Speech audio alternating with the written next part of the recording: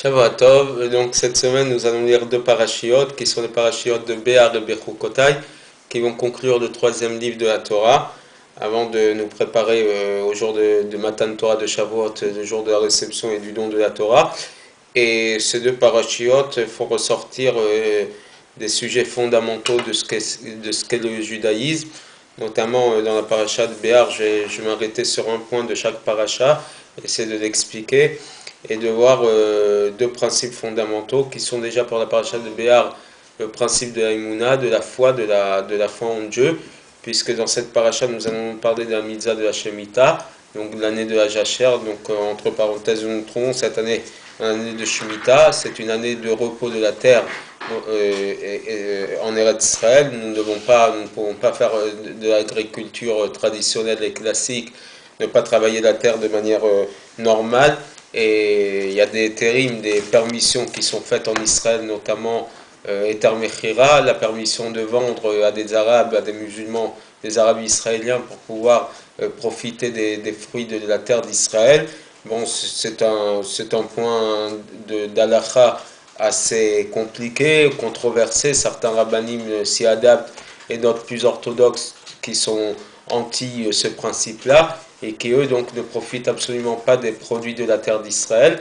Mais bon, c'était une parenthèse, mais s'arrêter sur la mitzvah de la Shemitah.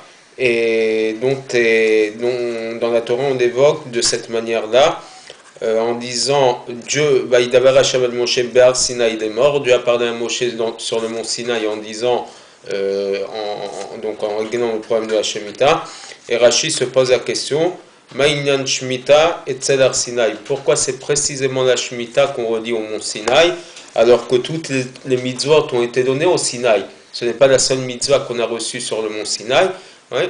Mais Rashi nous dit, étant donné que tous ces détails, les principes, les détails, les précisions de la Shemitah ont été donnés au Sinaï, même tous les autres mitzvot de la Torah, leurs détails, leurs principes et leurs précisions ont été donnés aussi au Sinaï. Mais si on veut rester sur le problème de fond, pourquoi profondément on redit cette mitzvah de Shemitah précisément avec le mont Sinaï, alors que pourquoi Joubar choisit cette mitzvah de manière particulière, alors qu'apparemment, a priori, on aurait pu faire ressortir des mitzvot plus généralistes, comme le Shabbat, des mitzvot qui nous concernent plus régulièrement que la Shemitah. Pourquoi avoir fait ressortir cette mitzvah précisément en la mettant sur le principe du mont Sinaï, alors qu'il y a d'autres mitzvot qui auraient pu être liés? Et c'est là que le principe de la Emouna, de la foi, intervient. La mitzvah de la Shemitah a ceci de particulier, que pendant une année entière, nous ne pouvons pas travailler la terre. Demander à un agriculteur qui vit du produit de sa terre de ne pas travailler une année entière, de laisser 7 années complètement reposer la terre, c'est pas évident, c'est pas simple qu'un agriculteur puisse accepter cette mitzvah de la manière avec beaucoup de joie et avec beaucoup de simplicité. Ça remet en cause quand même beaucoup de choses de sa vie familiale, etc.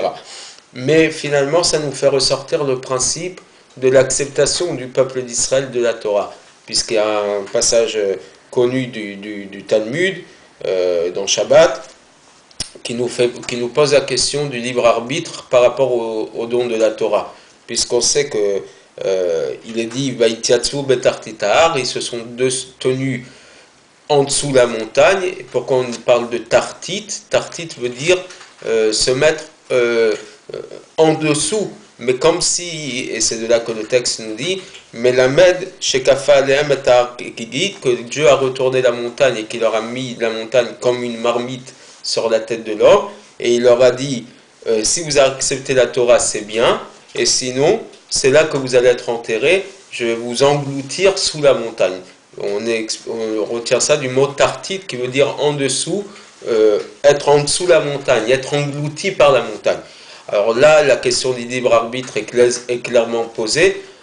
Comment on peut imposer une chose pareille à des hommes qui, pour le premier, ont accepté la Torah, puisqu'on connaît le Midrash que Hachem l'a proposé à toutes les nations, et les seuls qui ont accepté en disant Naaseh v'nishma, nous ferons et nous comprendrons, c'est le peuple d'Israël. Donc c'est vachement clairement proposé et accepté. En quoi leur imposer fait ressortir le libre arbitre de la personne et en quoi ça entretient la émouna du juif d'avoir imposé la Torah. Et en général, lorsqu'on nous impose quelque chose, on a tendance à moins vouloir faire la chose que le contraire. Alors en vérité, l'explication, c'est que Akadosh Baruch Hu, quelque part, a essayé avec ce principe-là, entre guillemets, d'imposition, pas de les forcer, pas de les obliger à faire quelque chose qu'ils ne voulaient pas. C'est au contraire, le peuple d'Israël voulait absolument recevoir la Torah. Naaseh v'nishma. Bien qu'aujourd'hui, malheureusement, on l'accomplit et on a des faiblesses dans notre accomplissement de la Torah, etc. Tous les jours, on a nos faiblesses et tout un chacun a du mal à certains moments. Mais en tout cas, en leur imposant la Torah de cette manière-là, qu'est-ce qu'il a fait ressortir notre volonté profonde de recevoir la Torah. Puisque nous avons dit à Kadosh Baruch Hu, nous ferons et nous comprendrons, nous acceptons la Torah, qu'est-ce qu'Akadosh Baruch Hu a fait en faisant ça? Développer notre volonté profonde de recevoir la Torah. Dès lors que nous-mêmes, au départ, nous avons dit à Kadosh Baruch Hu, nous voulons recevoir la Torah, qu'est-ce qu'Akadosh Baruch Hu il a fait? Il a provoqué en faisant ça, il a provoqué que notre Yetzirah ait moins de capacité, de possibilité de nous contrecarrer. D'accord? Parce que quand le Yetzirah, le mauvais penchant, entend une chose pareille de la part d'Israël, qu'est-ce qu'il essaye de faire? Il essaye de nous freiner et de nous affaiblir dans cette acceptation-là. Et donc, dès lors, ça oblige Akadosh Baruch Hu à nous l'imposer. C'est pas contre nous qu'il agit, mais c'est contre notre Yetzirah, contre notre mauvais penchant. Il sait combien ça va être difficile d'appliquer et de mettre en application tout ce que nous avons accepté avec tellement de joie et avec tellement d'amour vis-à-vis d'Akadosh Baruch Hu. Alors, que fait Akadosh Baruch Hu? Il nous dit, dès lors que vous avez accepté ma Torah, aujourd'hui je vais vous l'imposer de cette manière-là. Si vous l'acceptez, c'est bien, et sinon, vous allez être enterré sous cette montagne, sous ce mont Sinaï. Pourquoi? Parce qu'il sait que les faiblesses vont intervenir, et à ce moment-là, qu'est-ce qu'il est en train de faire? Il est en train de renforcer notre émouna, notre foi en lui, en provoquant notre Yetzirah. Ton Yetzirah qui te dit « Ah, mais tu as accepté quelque chose qui est tellement difficile à accomplir », ouais, Akadosh Baruch Hu, il lui dit au Yetzirah « Tais-toi, moi je leur impose la Torah, et si vous acceptez ma Torah, c'est bien, sinon vous allez être engloutis sous le joug de toutes les contraintes que ça implique. » Et c'est aussi ça que nous montre la mitzvah de la Shemitah, donc de cette année de Jacher. Effectivement, évidemment, c'est très difficile à un homme d'accepter simplement et joyeusement d'accomplir cette mitzvah en sachant tout ce que ça implique.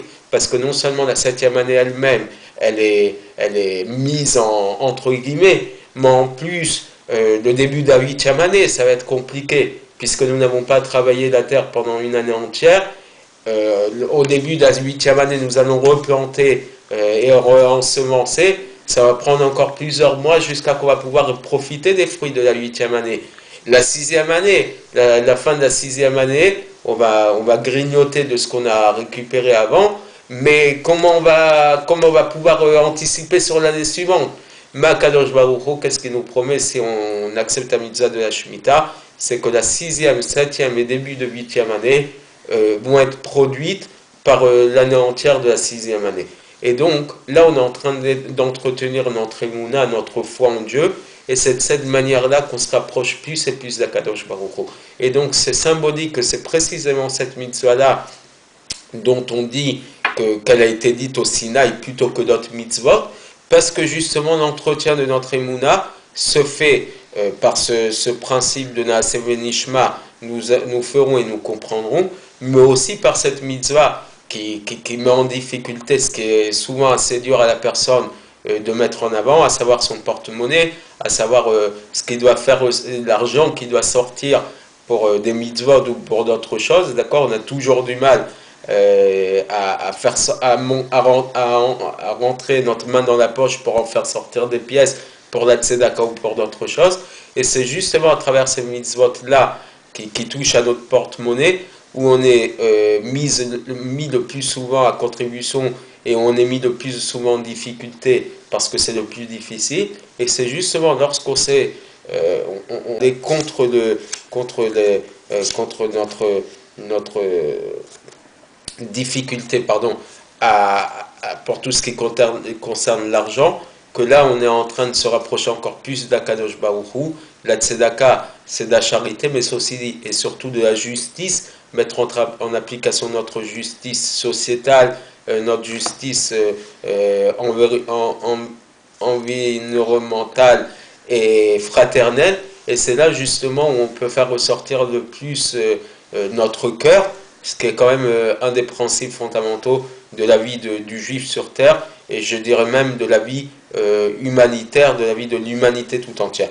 Vite fait, je vais m'arrêter sur la paracha de Bechukotai, donc dernière paracha du 3e livre de la Torah, où on va nous parler des Tochachot, des remontrances, certains appellent ça des klalot, des malédictions, pour celui qui ne va pas suivre les règles de la Torah.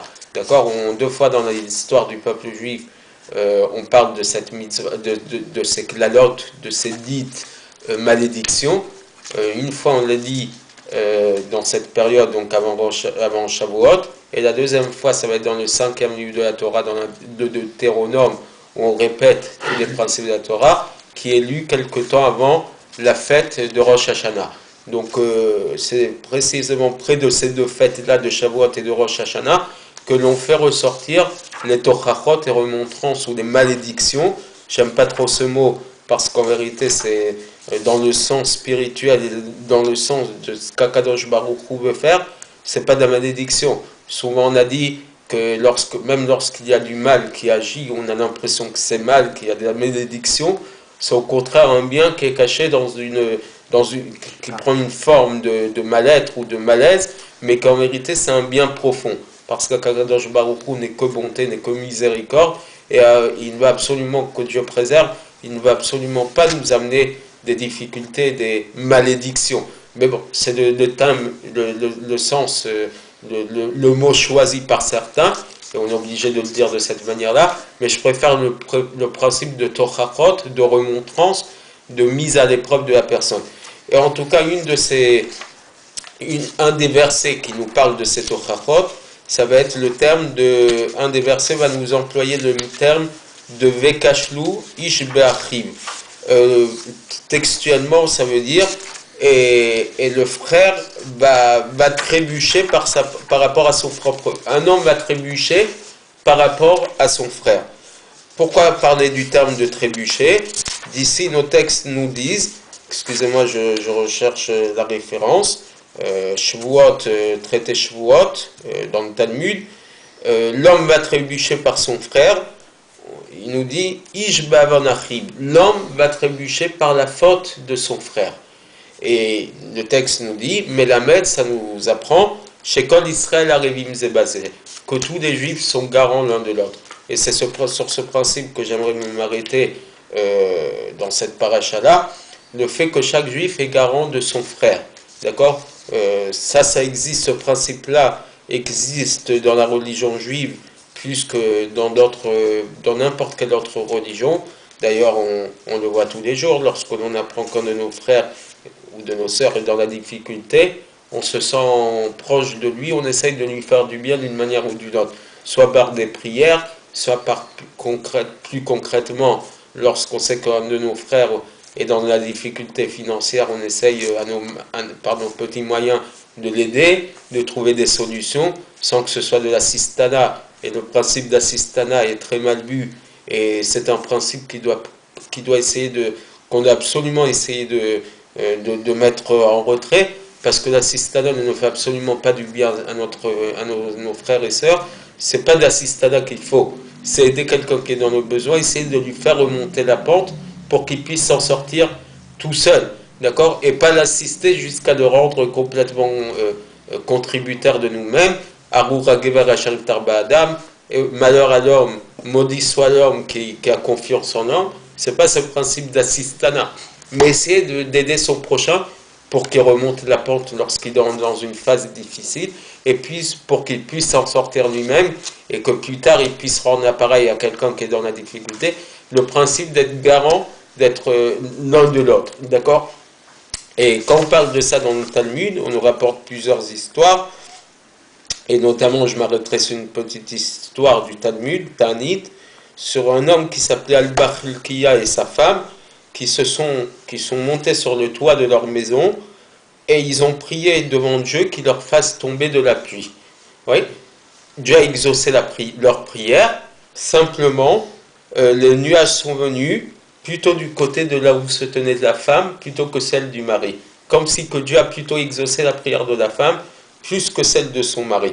Et donc ça a été le signe que sa prière a été exaucée en premier. Et donc Abba Hilkiah, le mari, a lui-même reconnu pourquoi c'est sa femme qui a été exaucée en premier plutôt que lui. Pourquoi? C'est parce que quand ils avaient des mauvais voisins, d'accord? Lui, il a prié que ses voisins meurent. Alors que sa femme, qu'est-ce qu'elle a prié? C'est qu'il fasse teshuva, qu'il revienne à des meilleurs sentiments, qui se rapproche de Dieu. Et c'est pour ça que ses mérites à elle étaient plus grandes que celles de son mari. Et c'est ainsi que le Zohar nous le dit. C'est une mitzvah que l'homme prie pour les Rechaïm, non pas qu'il rentre au Gehinam à l'enfer, mais qu'il fasse teshuva, qu'il revienne à des meilleurs sentiments. Et c'est ça le principe d'être garant les uns des autres.